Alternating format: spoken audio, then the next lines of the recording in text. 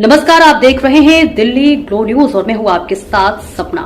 चलिए रुक कर लेते हैं आज की बड़ी खबरों की ओर। मैं आज ये डॉक्टर स्कॉलर हैं, ये पीएचडी स्कॉलर हैं, ये मुस्तफ़ा खान साहब का इनका इस्तकबाल करती हूँ अपनी पीडीपी जमात में। मैंने इनके बारे में बहुत अच्छी बातें सुनी हैं, बहुत मेहनती हैं, बहुत जो है बड़ी ईमानदारी से इन्होंने अपना जो रोल है एसडीडीसी मेंबर निभाया है अपने इलाके में।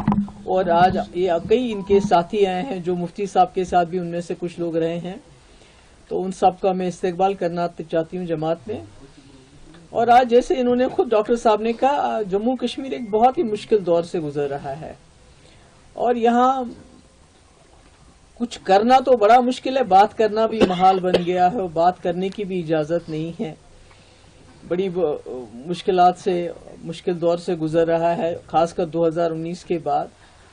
तो हमने कोशिश की है पीडीपी की जमात ने अपने हिसाब से कि कुछ ना कुछ हम लोगों के जो मसले मसाइल हैं, लोगों के जो खदशात हैं, लोगों के जो दिल में खौफ है, उसका किसी न किसी तरीके से इजाला कर सके। जिसमें आपको याद है कल मैं वहाँ पुलवामा पुलवामा गई थी और वहाँ एक गांव के बीचों बीच एक पहाड़ी है जिसपे इतनी जरखेज जमीन है, जहाँ बादाम के पेड़ हैं, सेब के पेड़ हैं और कई सालों से कोई 100-150 साल से लोग जो है उसका इस्तेमाल कर रहे हैं।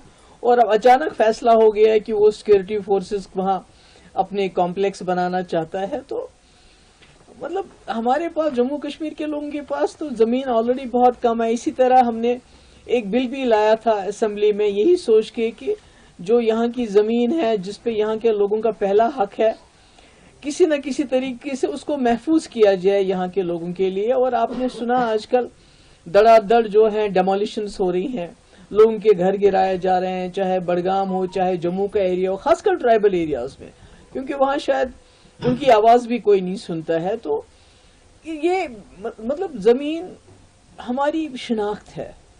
तो अगर इस तरह से हम नहीं कहते हैं कि आपने सिक्योरिटी फोर्सेस को कॉम्प्लेक्स बनाना अपना बना, आप कोई बंजर जमीन ढूंढ लीजिए, जरखेज जमीन ही क्यों, लोगों के बीचों बीच जमीन क्यों, क्योंकि फिर कॉन्फ्लिक्ट हो जाता है।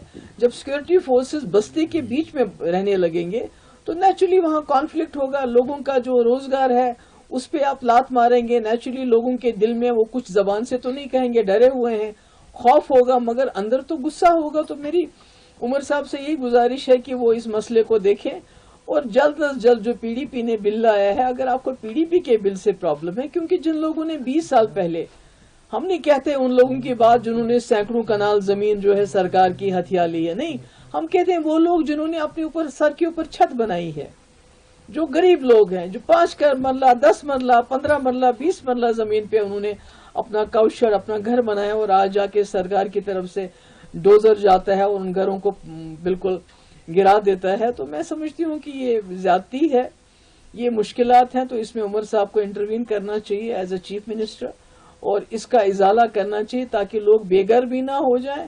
और जो पुलवामा जैसा मामला है जहां पर सैकड़ों कनाल जमीन जो है उस पर सिक्योरिटी फोर्सेस अपने कॉम्प्लेक्स बनाना चाहती है, वो लोगों के लिए उनका रोजगार जो है उसी से है, बेचारों का क्या करेगा। जम्मू कश्मीर के लोग तो खत्म हो गए, हमारे पास क्या बचा अब ये छोटी सी जमीन है, सेब उगाते हैं, बादाम उगाते हैं, अगर आप वो भी लेके सिक्योरिटी फोर्सेस को देनी, कोई बंजर जमीन दे दीजिए।